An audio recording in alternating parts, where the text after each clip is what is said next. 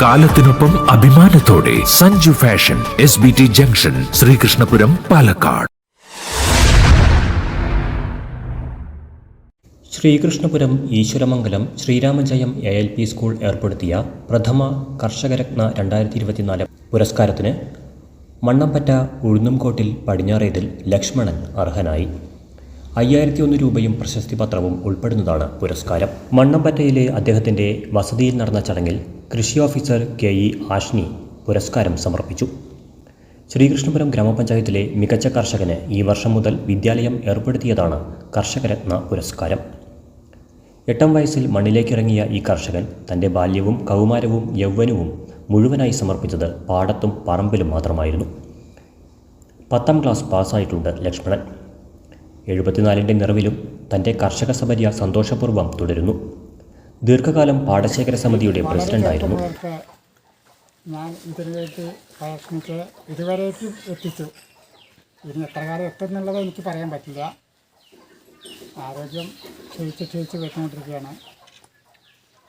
അതുകൊണ്ട് ഈ കൂടിയ എല്ലാവർക്കും നന്ദി പറഞ്ഞുകൊണ്ട് കൃഷിയോടൊപ്പം ഉപതൊഴിലായി പശു വളർത്തലിലും ഈ കർഷകൻ സജീവമാണ്. 3 പശുക്കളെയും പരിപാലിക്കുന്നുണ്ട്. നിത്യേന 8 ലിറ്റർ പാൽ മണ്ണമ്പറ്റ ക്ഷീരസംഘത്തിൽ നൽകി വരുന്നു. പശു വളർത്തലിൽ നിന്നും ലഭിക്കുന്ന ചാണകം അത്രയും തൻ്റെ കൃഷികൾക്കും മറ്റുമായി ഉപയോഗിക്കുന്നു. കവുങ്ങ് കൃഷിയുമുണ്ട്. കരഭൂമിയിൽ റബ്ബർ, തെങ്ങ് എന്നിവയും കൃഷി ചെയ്യുന്നു. കൂടാതെ ആടുകൾ, കോഴി, താറാവ് എല്ലാം ചേർത്ത് ഒരു പരിപൂർണ കർഷക കുടുംബം.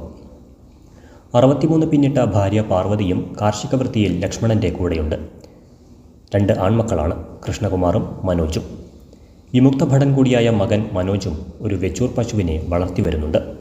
ഗ്രാമപഞ്ചായത്ത് ക്ഷേമകാര്യ standing committee chairman C Haridasan, മെമ്പർമാരായ MK Dwarakanathan, K Leela teacher, assistant കൃഷി officer P Krishnadas, K Bhaskaran, VN Krishnan, KR Praveen, K Shanoop, K Anoop John, K Mini, Abubakar നുവ എന്നിവർ ചടങ്ങിൽ സംസാരിച്ചു.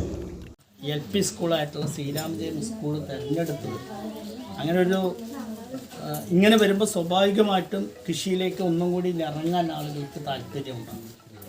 കൃഷി മാത്രമല്ല, പാലുൾപ്പെടെ. ഇപ്പം ഇവിടെ ഞാനെപ്പോഴെങ്കിലും വരുമ്പോൾ ആദ്യം മോരുമെള്ളാണ് ചോദിക്കുക. ഇവിടെ ഉണ്ടാകുമെന്നുള്ളത് നമുക്ക് ഉറപ്പാണ്. അപ്പോൾ ആ രീതിയിൽ എല്ലാ കൃഷിയിലേക്കും, ഇപ്പോൾ താറാവായി കഴിഞ്ഞാലും കോഴിമുട്ടായി കഴിഞ്ഞാലും ഒക്കെ ഇവിടെ സുലഭമാണ്. അതിന് പറ്റുന്ന ഒരു അന്തരീക്ഷം കൂടിയാണ്. തൊട്ടപ്പുറത്ത് തന്നെയാണ് കൃഷിഭൂമിയുള്ളത്.